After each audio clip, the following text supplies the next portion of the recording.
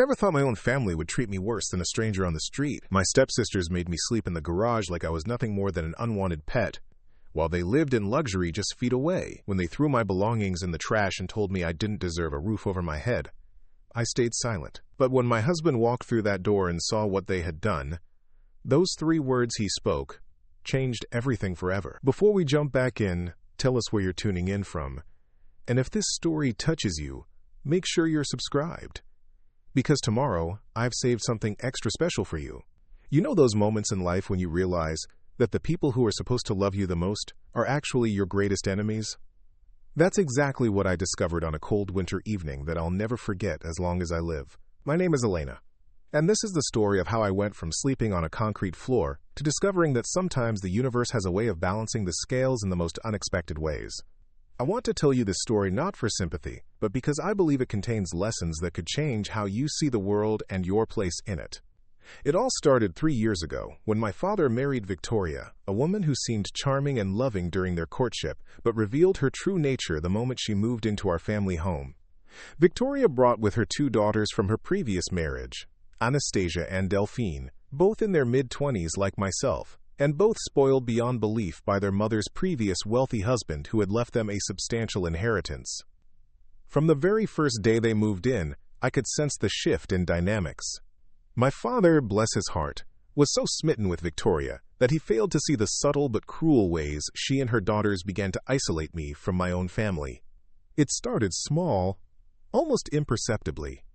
Comments about my clothes being too casual for family dinners, suggestions that I should eat separately because I worked late hours, little remarks about how I didn't quite fit into their more refined lifestyle. My father owned a modest but successful accounting firm, and we had always lived comfortably in our 4-bedroom house in the suburbs. It wasn't a mansion, but it was home, filled with memories of my late mother who had passed away when I was 16. Victoria immediately began making changes, redecorating everything to suit her expensive tastes and gradually erasing any trace of my mother's presence from the rooms. The first major incident happened about 6 months after they moved in. I came home from my job at the local library to find my bedroom completely transformed. All of my furniture had been replaced with pieces that Victoria claimed were more suitable for the room's new purpose as a guest suite. My personal belongings, including photographs of my mother and childhood mementos, had been packed into boxes and moved to the basement. When I confronted my father about this, Victoria was quick to explain that they needed the room for important guests, and that the basement was actually quite comfortable with proper lighting and a small heater. She spoke with such conviction and apparent reasonableness that my father, wanting to keep peace in his new marriage, sided with her. I was 25 years old, working full-time, and suddenly I found myself living in a basement that smelled of mold and dampness. But that was just the beginning. Anastasia and Delphine took their mother's lead and began treating me like an inconvenience in my own home. They would use my car without asking, borrow my clothes without permission, and when I complained, they would tell their mother that I was being difficult and unwelcoming to the new family dynamic. Victoria, masterful in her manipulation, would then have tearful conversations with my father about how hard she was trying to blend our families and how my resistance was making everyone miserable. I watched as my father, a man who had raised me with love and attention, gradually became distant and critical. Victoria would whisper in his ear about my attitude problems, my lack of gratitude for all the improvements she was making to our home, and my apparent inability to embrace the new family structure. Slowly but surely, she poisoned his mind against me, and I felt like I was losing the only parent I had left. The situation deteriorated further when Anastasia decided she wanted to use the basement for her art studio. She was pursuing what she called a career in abstract painting, though from what I could see it mostly involved throwing paint at canvases while drinking expensive wine with her equally pretentious friends. Victoria approached my father with the idea, explaining that Anastasia's artistic development was crucial for her future, and that the basement had the perfect lighting and space for creativity. Once again, I found myself displaced. This time, they offered me the converted garage as a living space. It was attached to the house but completely separate, with no heating system, minimal electrical outlets, and a concrete floor that stayed cold no matter what season it was. Victoria assured my father that it would be perfect for me, giving me privacy and independence while allowing Anastasia to flourish as an artist. I remember the day I moved my meager possessions into that garage. It was humiliating and heartbreaking, but I had nowhere else to go. My father had co-signed my student loans, and I was barely making enough at the library to cover my expenses, let alone afford my own apartment. I felt trapped, completely at the mercy of people who seemed to take pleasure in my misery. The garage had one small window that faced the backyard, a sink that barely worked, and a toilet that had been added as an afterthought. When the previous owners had briefly used the space as a workshop, I bought a cheap space heater with my own money, hung blankets on the walls to try to insulate the space, and created what I generously called a bedroom in one corner, with a thin mattress on the floor and a small dresser I had rescued from the basement before Anastasia took over. Living in that garage was like existing in a parallel universe where I could see my family through the windows of the house but was no longer truly part of it. I would watch Anastasia and Delphine hosting elaborate dinner parties in the dining room while I ate canned soup heated on a hot plate in my concrete cave. They would have friends over for movie nights in the living room that had once been my sanctuary, while I listened to their laughter through the thin walls, feeling like a ghost haunting my own childhood home. Preparing and narrating this story took us a lot of time, so if you are enjoying it, subscribe to our channel. It means a lot to us. Now back to the story. The psychological impact was devastating. I began to question my own worth, wondering if perhaps Victoria was right and I really was difficult and ungrateful. Maybe I didn't deserve better treatment. Maybe this was what I had earned through some character flaw I couldn't see in myself. The isolation was crushing, and I found myself becoming increasingly withdrawn and depressed. Victoria and her daughters seemed to take particular pleasure in reminding me of my reduced status in the household. They would make comments about how nice it must be for me to have my own space, as if living in an unheated garage was some sort of privilege. When I would come into the house to use the kitchen or do laundry, they would act as if I was intruding on their territory. Delphine, the younger of the two sisters, was particularly cruel. She would often bring friends over and give them tours of the house, pointing out the garage where the family disappointment lived. I could hear them laughing about it, making jokes about how every family has that one relative who never quite gets their life together. The humiliation was constant and unrelenting. The worst part was watching my father's transformation. The man who had once been my biggest supporter and advocate became someone I barely recognized. Victoria had successfully convinced him that enabling my independence by allowing me to live separately was actually helping me grow as a person. He began to see my unhappiness as proof that I needed to learn self-reliance and stop depending on family handouts. I tried to maintain my dignity and my sanity by focusing on my work at the library and my secret dream of becoming a writer. I had been working on a novel for 2 years, writing late into the night by the light of a small desk lamp in my garage room. It was a story about resilience and hope, themes that felt increasingly foreign in my daily life, but that I clung to as a lifeline for my spirit. The library became my refuge. My supervisor, Mrs. Patterson, was a kind woman in her 60s who had noticed my growing sadness and occasionally invited me to stay late to help with special projects. She never pried into my personal life, but she seemed to understand that I needed a place where I felt valued and useful. Those extra hours at work became precious to me, a chance to exist in a world where I mattered and where my contributions were appreciated. But even that sanctuary was threatened when Victoria decided that my work schedule was interfering with family obligations. She began insisting that I needed to be home for family dinners and weekend activities, not because she wanted my company, but because she wanted to maintain the appearance of a harmonious blended family. When I explained that I had work commitments, she would become hurt and offended, telling my father that I was choosing outsiders over family. The manipulation was masterful and relentless. Victoria had created a narrative in which she was the long-suffering stepmother trying to include a difficult stepdaughter, while I was the ungrateful child who refused to embrace the love and opportunities she was offering. My father, desperate to make his new marriage work and perhaps feeling guilty about moving on from my mother's memory, bought into this story completely. I began to feel like I was disappearing, not just from my family but from my own life. The person I had been before Victoria and her daughters arrived seemed like a distant memory. I was becoming smaller and quieter each day, afraid to assert myself or express my needs, because every attempt was met with accusations of selfishness and ingratitude.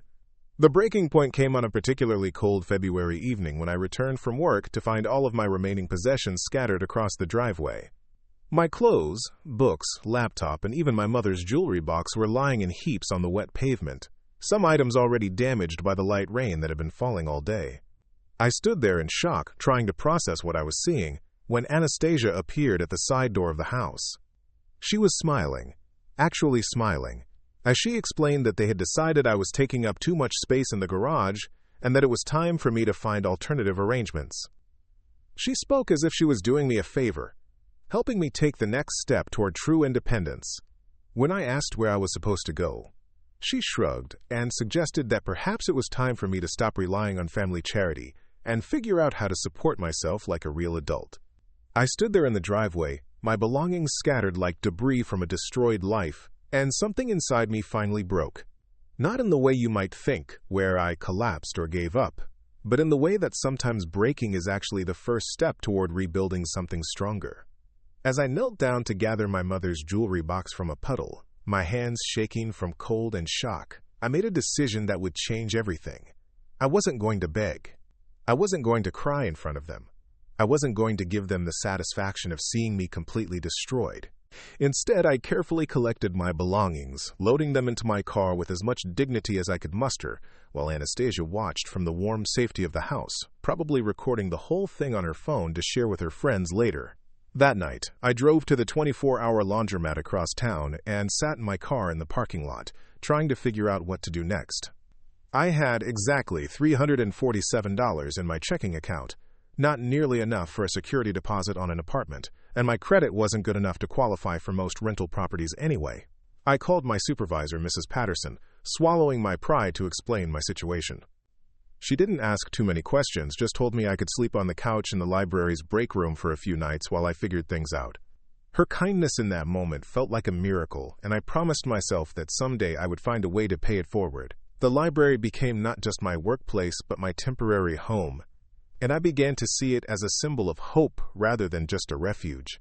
During those long nights on that uncomfortable couch, surrounded by books and the gentle hum of the building's heating system, I did a lot of thinking about my life and where I wanted it to go. I realized that Victoria and her daughters had actually done me a favor by forcing me out of that garage. Living there had been slowly killing my spirit, making me accept a level of treatment that no human being should ever endure from their own family. I started looking for a second job to supplement my library income, and within a week I found evening work cleaning offices in the downtown business district. It wasn't glamorous work, but it paid cash and allowed me to save money while I searched for permanent housing. More importantly, it gave me access to office computers where I could continue working on my novel after my cleaning duties were finished. One of the buildings I cleaned housed a small publishing company called Meridian Press. I would often see manuscripts and book proposals scattered across desks, and I became fascinated by the publishing world. During my breaks, I would read industry magazines and learn about the business side of writing. It was during one of these late-night reading sessions that I first encountered the work of an author whose writing style resonated deeply with me. His name was Adrian Hartwell, and he had written several novels about ordinary people overcoming extraordinary circumstances.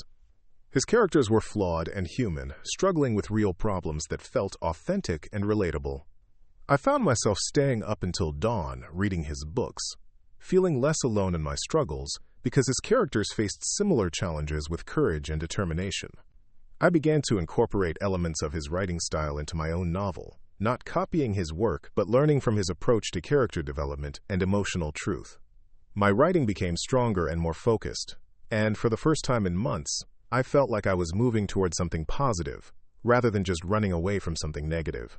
After 3 weeks of sleeping at the library and working 2 jobs, I finally saved enough money to rent a tiny studio apartment above a bakery in the older part of town.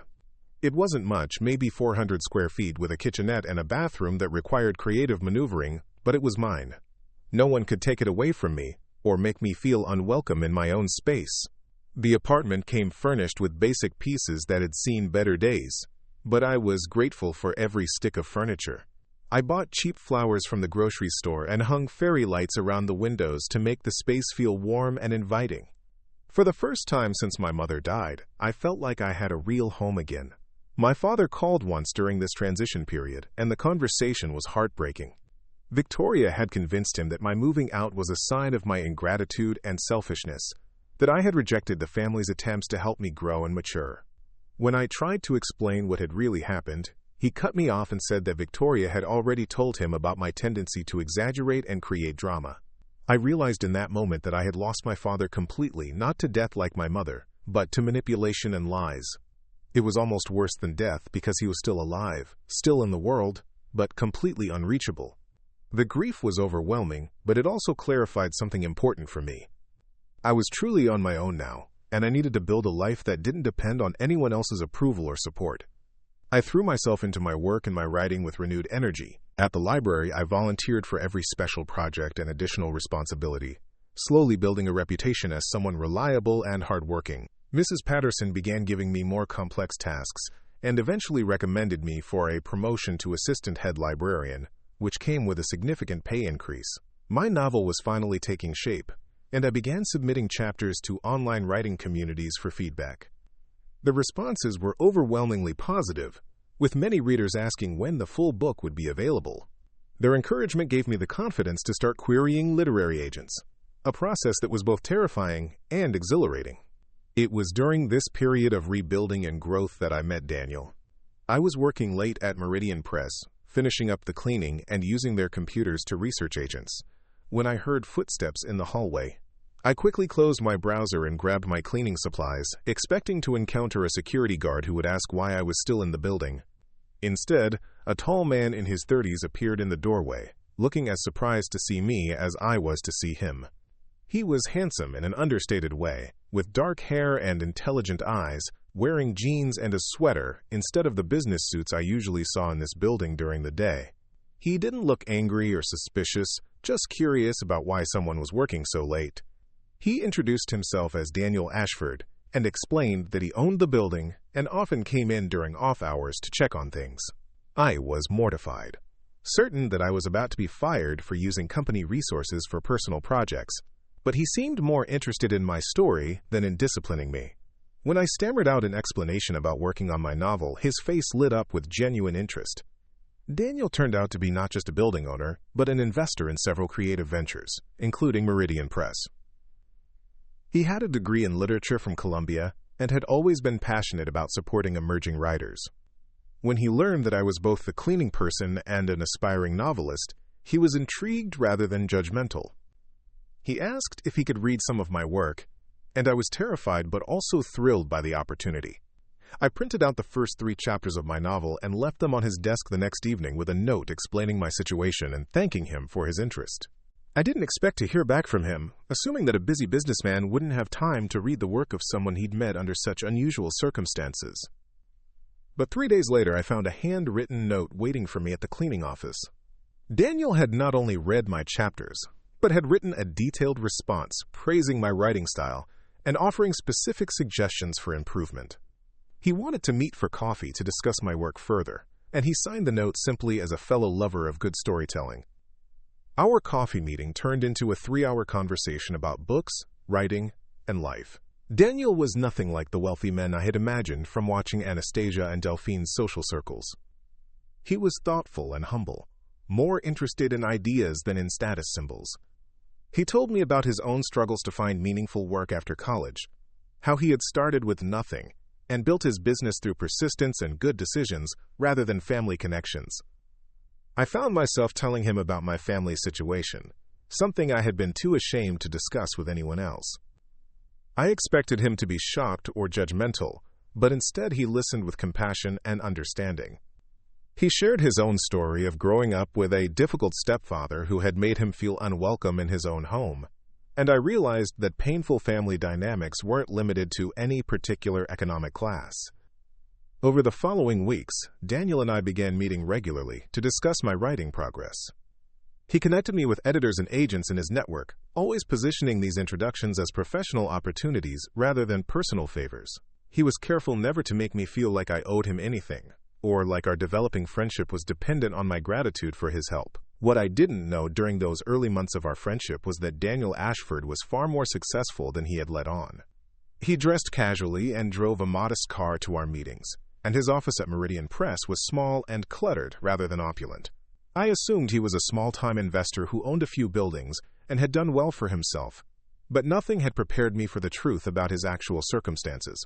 My novel was finally complete, and through one of Daniel's connections, I had secured representation with a prestigious literary agency. The agent was enthusiastic about the book's commercial potential and had already scheduled meetings with several major publishers. For the first time in my adult life, I felt like I was building something meaningful and lasting. Daniel and I had been spending more and more time together, and our friendship had gradually evolved into something deeper. He was kind and supportive in ways I had never experienced before, celebrating my victories without trying to take credit for them, and offering comfort during setbacks without making me feel weak or needy. When he finally asked me to dinner at a nice restaurant rather than our usual coffee shop, I knew that our relationship was entering new territory. That dinner was magical in its simplicity. We talked about everything and nothing, laughing until my sides hurt and sharing dreams we had never voiced to anyone else. When he walked me to my apartment door, I invited him up for coffee, and we spent the entire night talking on my tiny couch, watching the sunrise through my fairy light-decorated windows. We had been dating for 6 months when he proposed, and it was the most romantic and unexpected moment of my life. He had arranged for us to have dinner at the library after hours, with Mrs. Patterson's permission, surrounded by all the books that had brought us together. He told me that he had fallen in love not just with me but with my strength and determination, the way I had rebuilt my life from nothing and never lost my capacity for hope and kindness. The ring was beautiful but not ostentatious, exactly the kind of thoughtful choice I had come to expect from Daniel. When I said yes, I felt like I was not just accepting his proposal but embracing a future full of possibilities I had never dared to imagine. We decided on a small wedding with just a few close friends, including Mrs. Patterson, who had become like a mother to me during my most difficult times.